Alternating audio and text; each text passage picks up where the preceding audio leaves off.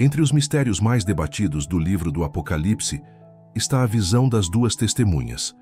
Em Apocalipse 11, João descreve que Deus enviará duas testemunhas especiais para profetizar durante 1260 dias, vestidas de pano de saco, realizando sinais e proclamando a verdade em meio ao domínio da besta. Essas duas figuras misteriosas terão um papel fundamental no cenário do fim dos tempos e, por isso, despertam tanta curiosidade e especulação.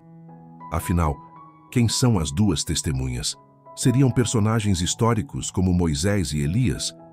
Representariam a lei e os profetas? Ou seriam uma figura simbólica da igreja? Hoje vamos analisar em detalhes o que a Bíblia revela sobre esse enigma. Já deixa o seu like, se inscreve no canal e ativa o sininho, porque este estudo vai abrir seus olhos para um dos mistérios mais fascinantes das profecias bíblicas. Em Apocalipse 11, 3 e 6, João escreve: "E darei poder às minhas duas testemunhas, e profetizarão por 1260 dias, vestidas de pano de saco. Estas são as duas oliveiras e os dois castiçais que estão diante do Deus da terra.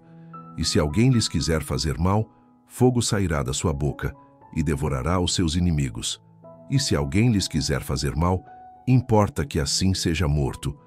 Estas têm poder para fechar o céu, para que não chova nos dias da sua profecia, e têm poder sobre as águas para convertê-las em sangue, e para feri-las com toda a sorte de pragas, todas quantas vezes quiserem."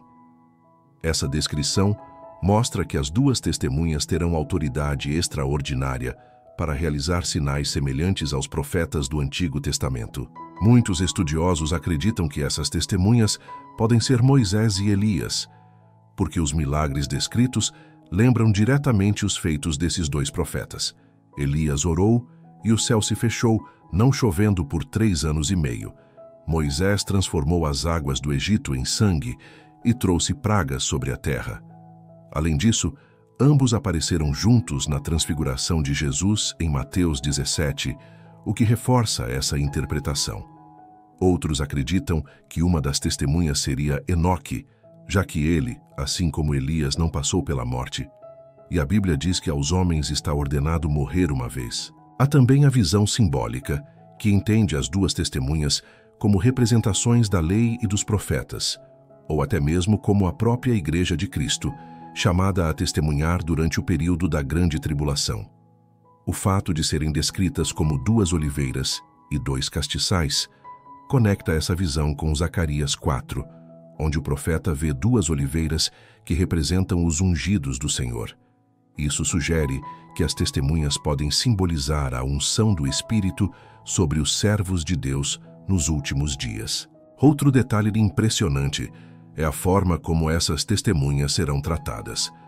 Apocalipse 11, 7 diz que, quando concluírem o seu testemunho, a besta que sobe do abismo fará guerra contra elas, vencerá e as matará.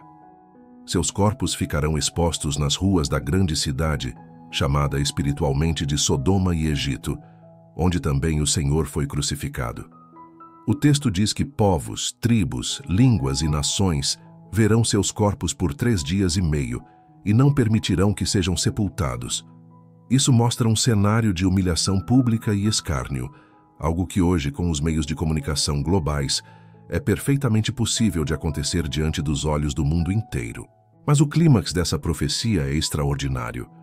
Depois de 3 dias e meio, o espírito de vida da parte de Deus entrará nelas, e elas se levantarão, e grande temor cairá sobre os que as virem. Uma voz do céu lhes dirá: "Subi cá." E elas subirão ao céu em uma nuvem, enquanto seus inimigos as contemplam. Nesse momento, um grande terremoto acontecerá, destruindo a cidade e trazendo juízo sobre a terra. Essa ressurreição e ascensão das duas testemunhas revelam a vitória final de Deus sobre o poder da besta e a confirmação de que nada pode calar o testemunho do Senhor. O que podemos aprender com as duas testemunhas?